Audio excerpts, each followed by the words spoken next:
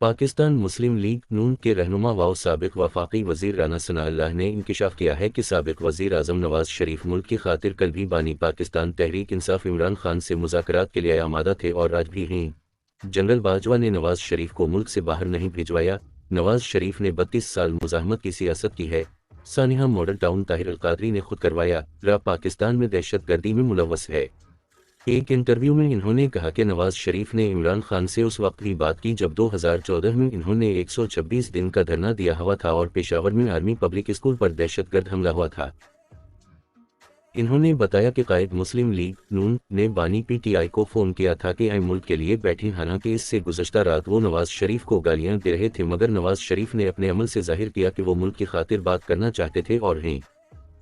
نواز شریف کے دورہ چین کے حوالے سے تبصرہ کرتے ہوئے انہوں نے کہا کہ نواز شریف کا دورہ چین نجی دورہ ہے، جہاں وہ کمیونسٹ پارٹی کی دعوت پر گئے ہیں۔ یہی وجہ ہے کہ انہوں نے اس دوران کوئی سرکاری مصروفیات نہیں رکھی ہیں۔ مسلم لیگ نون کو سیاسی اور تنظیمی طور پر از اثر نو اپنا جائزہ لینا چاہیے۔ نواز شریف اس حوالے سے منصوبہ سازی کر رہے ہیں اور جلد اس ضمن میں مشاورت کریں گے۔ سابق وزیر داخلہ کے مطابق جنرل ریٹائر قمر جاوید باجوہ اتنے بڑے عہدے پر رہے ہیں، انہیں جیب سے قرآن نکال کر قسمیں نہیں اٹھانی چاہیے تھیں۔ تاہم ان کی بات یہ درست ہے کہ انہوں نے نواز شریف کو لندن نہیں بھیجوایا۔ رہنما مسلم لیگ نون کے مطابق نواز شریف کو علاج کی غرض سے عمران خان اور ان کی کابینہ نے لندن بھیجوایا تھا۔ عمران خان نے اپنا ڈاکٹر بھیجا کہ جا کر تصدیق کر کے آئیں کہ نواز شریف بیمار ہیں یا نہیں، پھر تمام میڈیکل رپورٹس بھی دیکھی گئیں۔ انہوں نے باور کروایا کہ نواز شریف کی 100% حمایت شہباز شریف کی حکومت کو حاصل ہے۔ سابق وزیر نے کہا کہ پارٹی کو سیاسی اور تنظیمی طور پر از اثر نو اپنا جائزہ لینا چاہیے۔ نواز شریف اس حوالے سے پلان کر رہے ہیں، وہ جلد مشاورت کا عمل شروع کریں گے۔ نواز شریف چھوٹے پیمانے پر وہ پارٹی کے لوگوں کو ملے ہی بات ہوئی ہے۔ انہوں نے وضاحت دی کہ نواز شریف پارٹی صدر بننا چاہتے ہیں تو وہ بن سکتے ہیں، جہاں جہاں پارٹی کو ضرورت پڑے گی وہاں پر نئے لوگوں کو لائیں گے۔ رانا ثناء اللہ نے بتایا کہ عمران خان کی اپنی عوامی پذیرائی سفر ہے، لیکن انہیں بس مزاحمت اور مظلومیت کا ووٹ ملا ہے۔ انہوں نے کہا کہ عمران خان کی وہ مزاحمت نہیں جو ان کی جماعت کی رہی ہے۔ انہوں نے نواز شریف کو ملک میں مزاحمت کی سیاست کا اصل ہیرو قرار دے دیا۔ انہوں نے کہا کہ نواز شریف نے 32 سال مزاحمت کی سیاست کی ہے۔ رہنما مسلم لیگ نون نے بتایا کہ میں نے ایک لمحے کے لیے بھی نواز شریف کو مزاحمتی بیانیے سے پیچھے ہٹتے نہیں دیکھا۔ اس بیانیے وجہ سے نواز شریف کا کاروبار تباہ ہوا، حکومتیں گئیں، جلاوطنی کاٹی، جیلیں کاٹیں۔ انہوں نے کہا کہ ہم عمران خان کے بیانیے سے سیاسی طور پر نمٹیں گے، وہ اس بیانیے میں غلط ہیں۔ سابق وزیر نے موقف اپنایا کہ ہمارا اسٹیبلشمنٹ مخالف بیانیہ تھا کہ ادارے کاروبار حکومت میں مداخلت نہ کریں، مگر عمران خان کا مزاحمتی بیانیہ ہے کہ ادارے ملکی سیاست میں حصہ لیں۔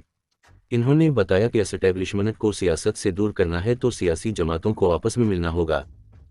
بعد ازاں مسلم لیگ نون کے رہنما جاوید لطیف کی جانب سے وفاقی وزیر رانا تنویر پر 90 کروڑ روپے دے کر نشستیں لینے کے الزام پر رانا ثناء اللہ نے بتایا کہ رانا تنویر کسی کو 90 روپے نہ دے، 90 کروڑ کیا رانا تنویر کے گھر پر رکھے ہوئے تھے۔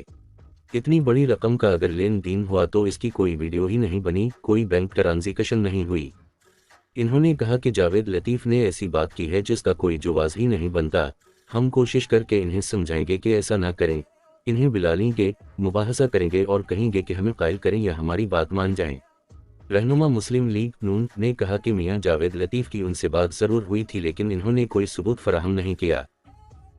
میاں جاوید لطیف کا کہنا ہے کہ انہیں ٹارگٹ کر کے ہروایا گیا ہے۔ اس کا مطلب ہے کہ میاں جاوید لطیف پارٹی صدر کو بھی اس معاملے میں ملوث کر رہے ہیں۔ سانحہ ماڈل ٹاؤن کے حوالے سے بات کرتے ہوئے سابق وزیر نے کہا کہ ماڈل ٹاؤن میں جو 14 لوگ مارے گئے وہ طاہر القادری نے مارے تھے۔ طاہر القادری نے یہ کام بڑی محنت سے کروایا، انہوں نے وہاں بندے اکٹھے کیے اور وہاں اس طرح کا ماحول پیدا کیا جس کے نتیجے میں یہ سب کچھ ہوا۔ سابق وفاقی وزیر داخلہ نے بتایا کہ بھارتی خفیہ ایجنسی را پاکستان میں قتل اور دہشت گردی کی وارداتوں میں ملوث ہے، جس کی متعلقہ رپورٹس وہ خود بھی دیکھ چکے ہیں۔ بھارتی خفیہ ایجنسی بھاری معاوضے پر پاکستان میں دہشت گردی کا مرتکب ہوتی رہی ہے۔